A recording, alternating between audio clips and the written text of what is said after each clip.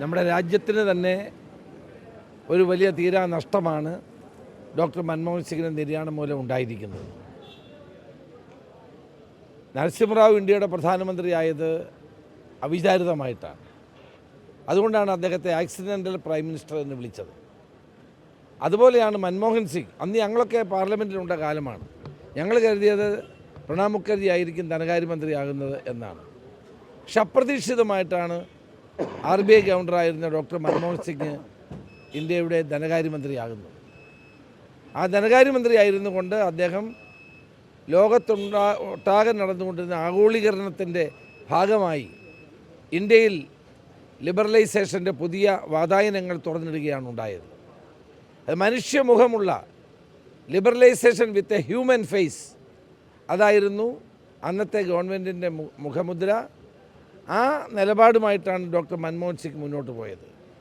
രാഷ്ട്രീയക്കാരനല്ലാതായിട്ടും രാഷ്ട്രീയത്തിൽ പരിചയസമ്പന്നത ഇല്ലാതായിട്ടും എല്ലാവരെയും യോജിപ്പിച്ചുകൊണ്ട് പോകാനും എല്ലാവരുടെ അഭിപ്രായങ്ങൾ കേൾക്കാനും കുറച്ച് മാത്രം സംസാരിക്കാനും പ്രത്യേക ശ്രദ്ധ കാണിച്ച നേതാവാണ് ഡോക്ടർ മൻമോഹൻ സിംഗ്.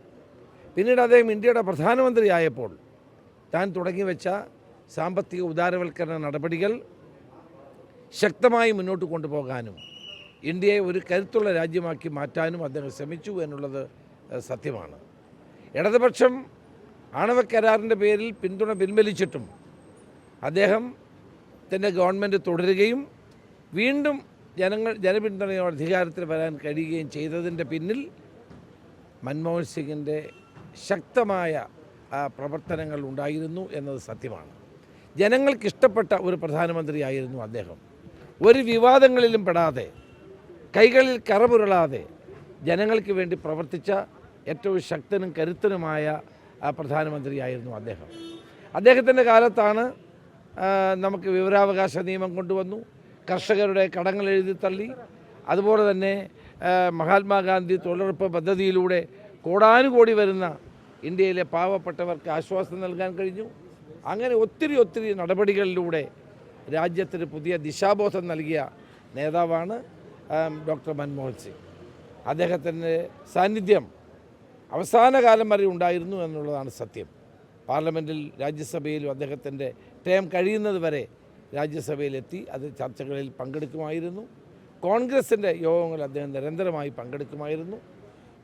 എല്ലാ കാലഘട്ടത്തിലും പാർട്ടി തീരുമാനങ്ങൾക്കനുസരിച്ച് പ്രവർത്തിക്കുകയും പാർട്ടിക്ക് വേണ്ടി നിലകൊള്ളുകയും ചെയ്ത ശക്തനും കരുത്തനുമായ ഡോക്ടർ മൻമോഹൻ സിംഗിൻ്റെ നിര്യാണത്തിൽ അനുശോചനം രേഖപ്പെടുത്തുന്നു.